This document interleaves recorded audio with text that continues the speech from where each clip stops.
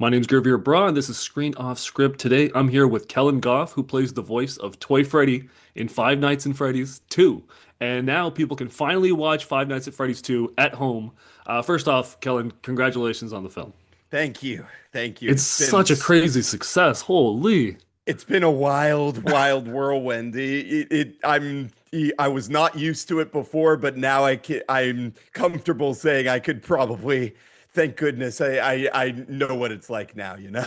What do you mean? You gotta elaborate on that. I can't let you. You gotta expand on that a little bit. Oh, sure. I mean, like when you're doing voice acting, you're usually just it's just you in a booth and a microphone, right?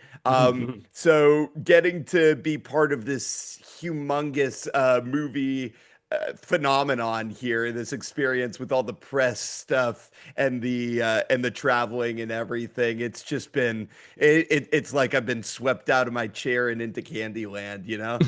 As we approach the holidays, I'm like, whew, we did it. We finished the marathon. But I always wondered what it was like to, have your name on a big movie like this, and now I know, and it's lovely, and I'm so grateful it happened. Dude, that's amazing to hear. I'm so happy for you. I can like genuinely see how like proud of your work you are, but obviously like you're so passionate about this too. And to be honest, on my side, like I'm genuinely like this is my first time being able to speak to a voice actor, period. And Really? I've always been so curious because it's such an interesting branch of acting, right? And Yeah. a genuine question I have is not just like how do you get into voice acting, but how do you even go about finding ways to make something like that into something that you can do for a living? Because I ask because like I think it's like amazing how entrepreneurial people can be right now, and there's all these new opportunities that just never existed before. So Mhm. how do you do that? It's changed so much over the years, Griffith. When I was getting into it, the internet and YouTube and all of that was sort of a newer thing. It was a new wave of us coming on to do like animation and all that. So I got into it because I cut my teeth with a bunch of other animators and voice actor hopefuls that founded this little voice acting forum. Remember forums? Not I was on him. Yeah, not as much a thing anymore, but back then they were hot. We did auditions on there. We swapped tips, and we really just I always say I found my tribe that way a little bit. So we would push each other to do better, and be having been born in LA County helped a bit as well. I was able to go in person and take classes and all that. At 16, I did my first class with Bob Bergen, who voices Porky Pig, and he set me on the straight and narrow when it comes to that. Richard Horvitz, Charlie Adler, they all beat me into shape pretty much in the best way, of course, not physically. Although with Charlie, it's hard. Anyway, no, no. After just doing auditions that you find online over and over and over and over again, eventually something clicks, and I booked Funtime Freddy that way early on. Dude, that's amazing. And I love that so much of like the time that goes into it was just you like dedicating it to your craft and then at some point it hit. You know what I mean? I think that's Yeah. like the best story. 100%.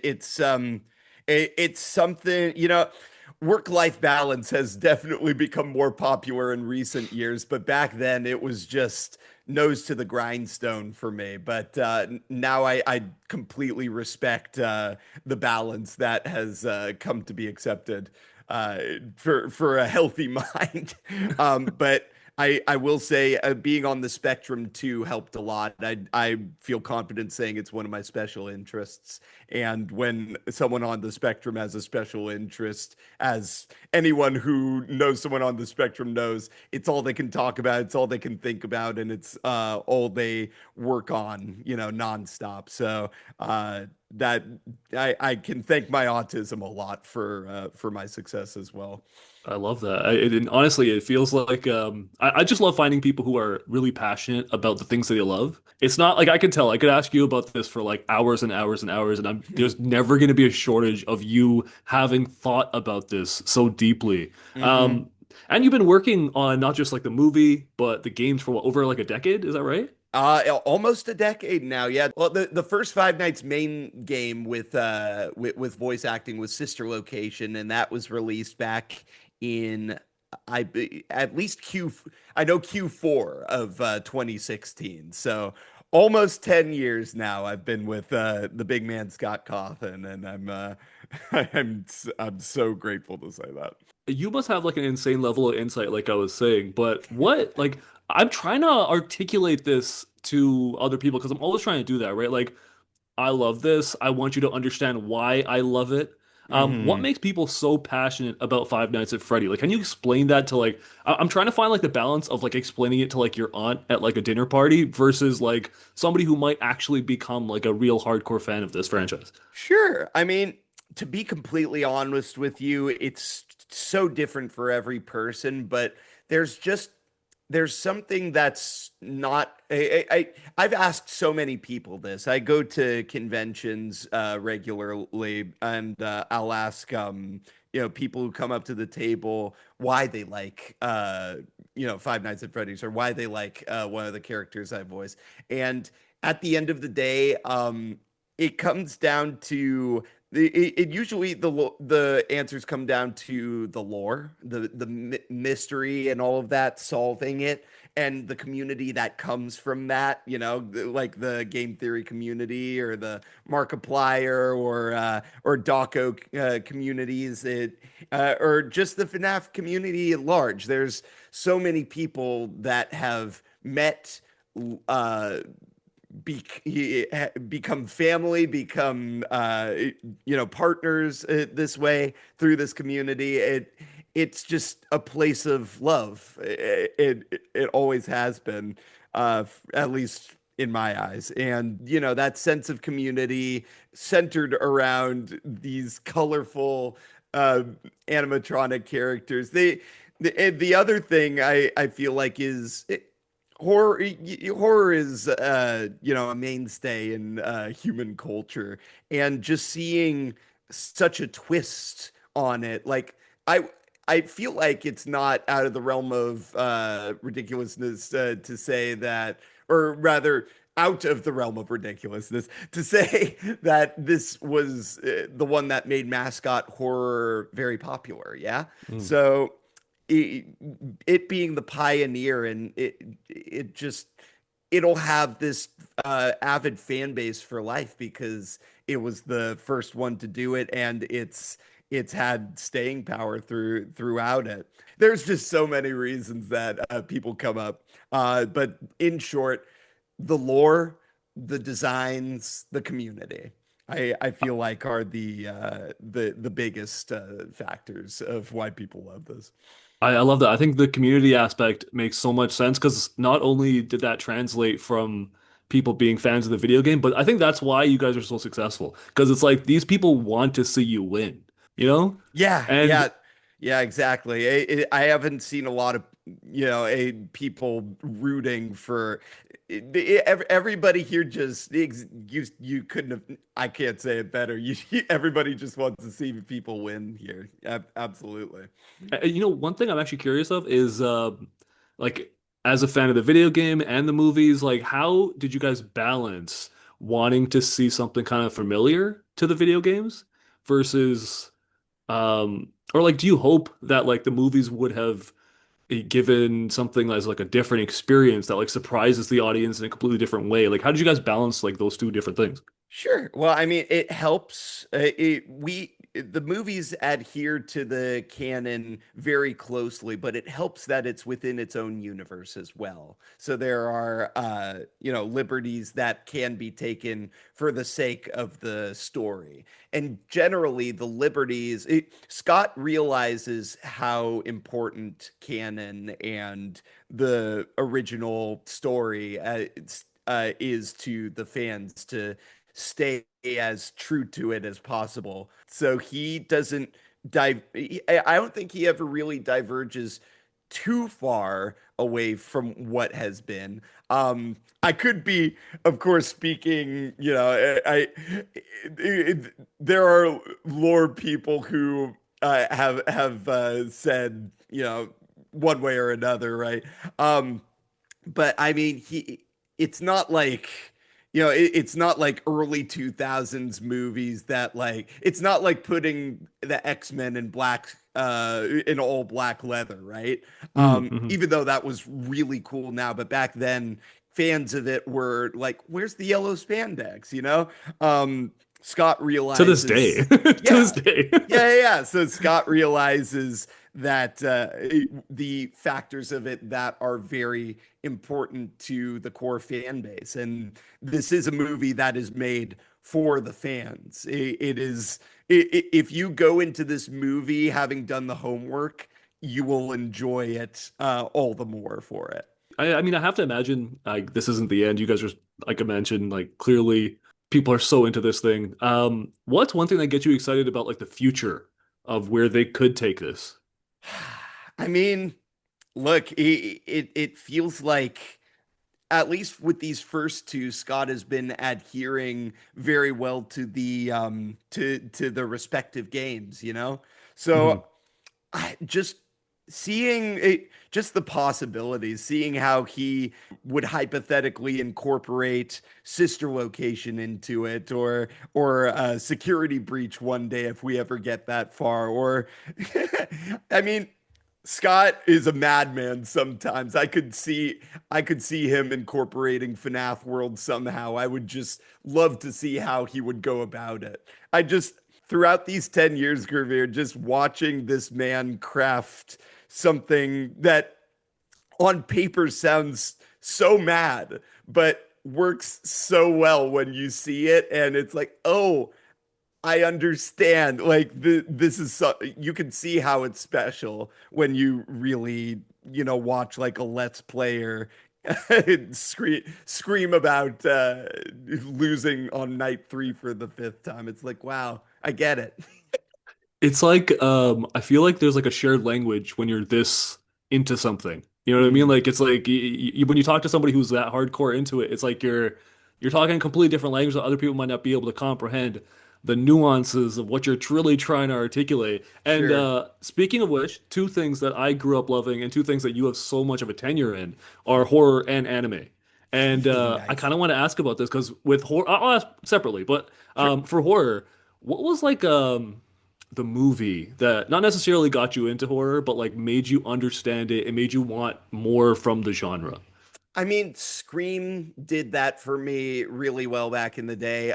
Scary Movie to a degree, the Scary Movie just to a degree. There, Cloverfield did that for me too. But the stuff that really got me into it was the horror video games. Actually, Hmm. your Dead Space, your Alan Wake, your Resident Evil. Seven. That's probably my favorite one. But for Um, Scream, that must have been crazy because you were like, you know what I mean? Like, I don't want to spoil stuff yeah, for no, no, people, no. but Sorry, like, yeah, like yeah. the connection that's there is unbelievably cool. Like, what a coup. I know, right? I'm so glad they made it work. You haven't, well, I mean, I feel like we're allowed to I spoil it think we're at this okay. point. That It's they're it's both enough in the time has movie, passed. at least. Yeah, yeah, yeah. Seeing Matt and Skeet come back Yeah. together again on the screen in any way, shape, or form is just it feels like it's such a satisfying round robin there. You see them on the road, you see them do press interviews, you see them at conventions, and you see this chemistry between them that brothers have, you know? So to see that, I can't wait to see that truly bloom and happen on the screen if it does happen. Hopefully, I think that people would just love to see that for so many different reasons. I feel like that's like generational. You know what I mean? Like Yeah, young 100. people are gonna like love it because of the connection with the new stuff, and then like obviously older people are gonna connect to it in that way. But the other thing that you mentioned, or the other thing I mentioned actually was your connection to anime. and Yeah. even like My Hero Academia just ended, and Yep. your Overhaul, which is so cool. Like I love like Japanese wrestling too. That's like another thing that's like one of my niche interests, and like the same kind of Nice. storytelling you see through Japanese wrestling, you see a lot through obviously anime, but like My Hero Academia does it incredibly well. Are you I mean, this is so random, but are you a fan of Japanese wrestling at all? Yeah, I've enjoyed Japanese wrestling. I don't follow it closely, but friends have showed it to me and I've had fun with that.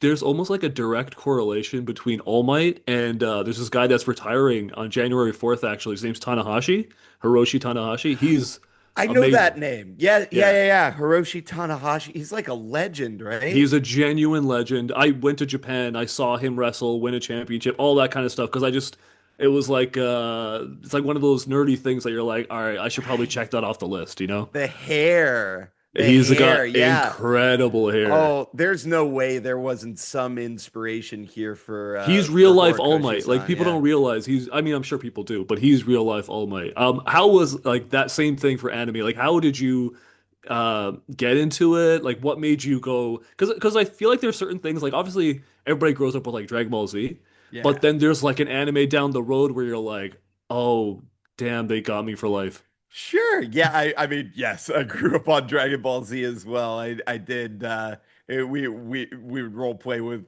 friends doing Kamehamehas on trampolines and all that. Yeah. But I mean I was huge into Naruto when I was a kid. I have seven headbands around here somewhere from the different villages. Um Bo was a big one for me. Dr. Slump was one that I really liked, which is another one from Akira Toriyama. Um, but yeah, Dragon Ball and Naruto, they're like the tops for me.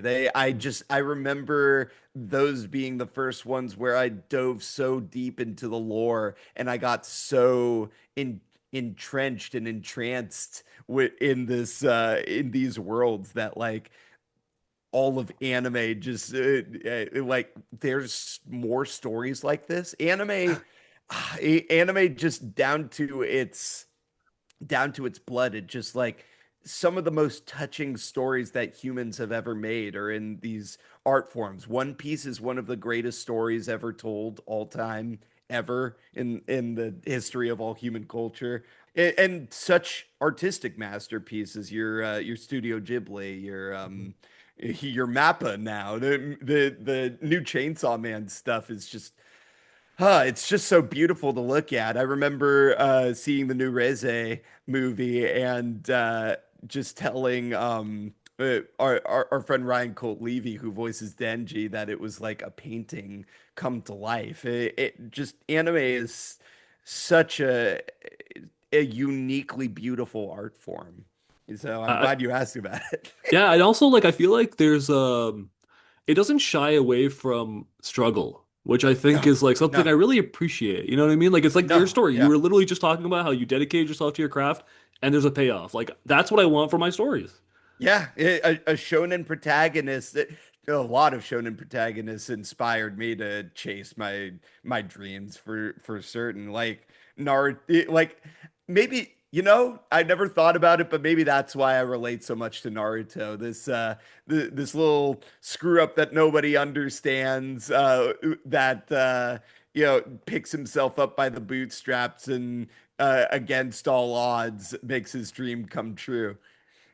You know, That's exactly it. That's exactly what like that's your life, but that's like everyone ideally is like shooting for that. You know what I mean? 100%. On the one thing I kind of want to also ask about was Sure. on the video game side, are there any ideas that you could think of like video games that you think that would adapt really well to the big screen? Like obviously Five Nights at Freddy's is one of Ooh. those things that like translates for such a specific reason, but I also think you guys got it right as like a movie. You know, and like just Mm. as a, like, if you're not a fan, like I was watching it with people who were completely unfamiliar and they're still having a good time. What do you think Yeah. there's other things that could do that?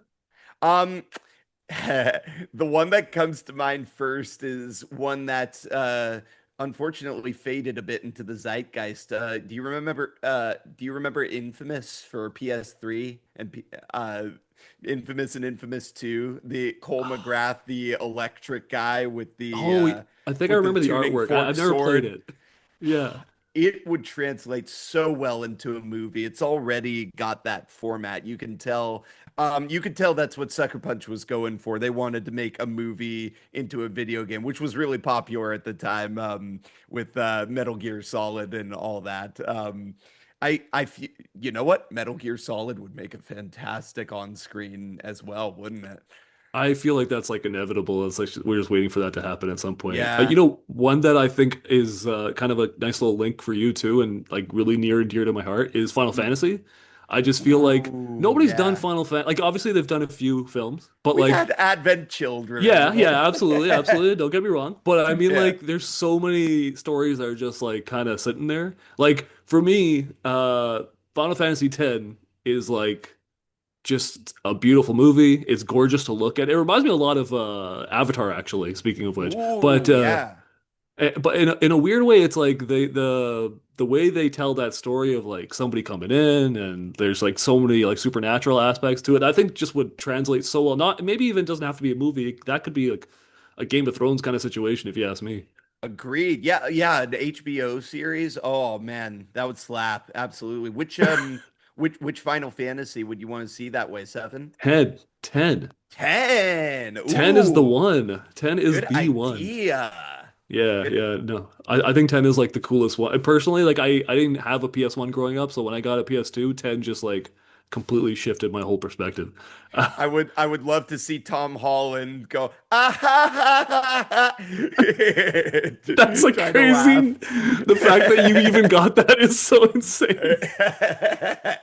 That was the meme. That was the That is meme. Yeah, uh, for a good long while. Yeah, that oh, was uh James Arnold Taylor's. That's one of his performances he's most proud of, to my oh my God, recollection. that's amazing. I can't even believe you probably know all those dudes. And like Yeah. that's so cool.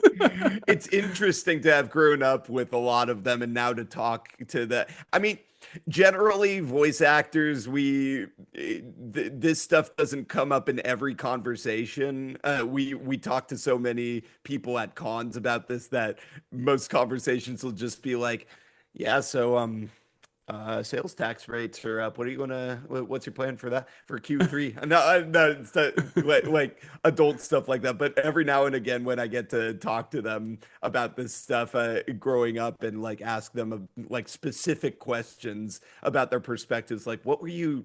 Do you remember what you were feeling when you were doing that laugh? Like stuff like that is it's a fascinating and unexpected and lovely gift that being a voice actor has given me. That's amazing.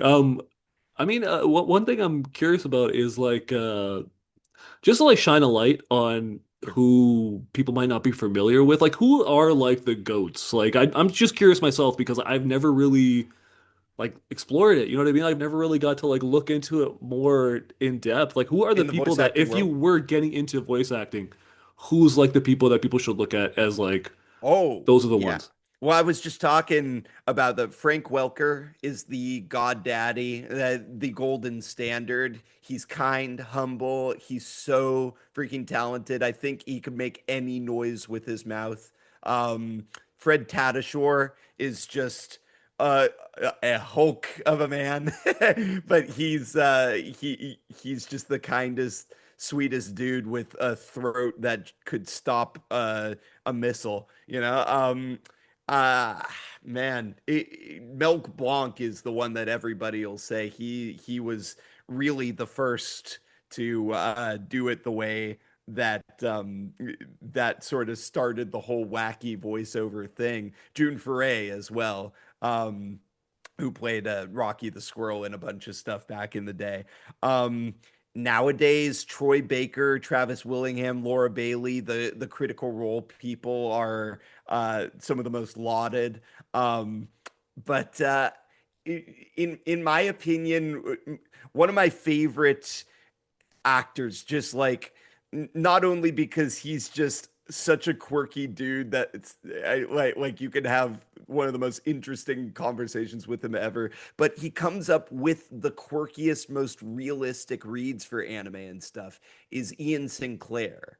And Mhm. he plays Brook in One Piece and Whis in Dragon Ball. And he always comes at acting with did I Yeah, light yeah. In bulb? my head, I'm like trying to think. You remember? Yeah. Yeah, he was Space Dandy as well. He just comes up with the most fascinating non-anime reads. Well, even non-anime reads for anime, you know? And he's just inspired me to every time I go into anime to try and make them as real of a person in my performance as I can. So he is one of the biggest goats for me. I love that. I love that. And I love that like clearly you're like a student of the game. And I think that matters I so know much. ball. Because yeah, you know ball. But I think it's like important to know ball because it's like where are you gonna take this thing? Where are you gonna take that ball next? You know what I mean? Like Sure. that you're the one that's gonna carry it, going forward. Actually, speaking of that, like what does excite you when you think of like where you want to go next? Like obviously like it's you're in the middle of like something incredible right now. Yeah. Yeah. And it's like, okay, cool. Well, like what like, where would you like to apply your craft next? I would love to do more of this, honestly. Everybody keeps asking me if I want to do live action stuff, and I do like doing on-camera live action stuff, but it's really the stuff like I'm doing in this movie that has always interested me and made me want to do this since I was a kid. The your cartoon sessions where you're in the room with everybody else. Unfortunately, ensemble sessions aren't as much of a thing anymore, but just doing more prelay cartoons, which are like Western animation stuff that's laying before the animation. Um, and doing like I would love to be a Transformer one day, dude. I would love to be one of those big Michael Bay live action beating the oil out of each other Transformers. Those are my biggest goals.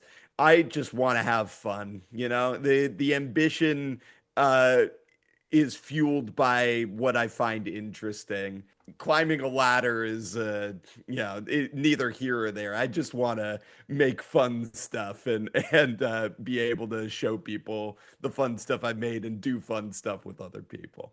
I love that. And I think that's what's working, right? Because like I hope so. even dude, from this conversation, I could just tell how passionate you are. I want to see you succeed. You know what I mean? Because I Thank you, can tell brother. you're a good dude. And I like appreciate that. no, absolutely. And like I think that kind of stuff translates and I think that's what comes through in your work.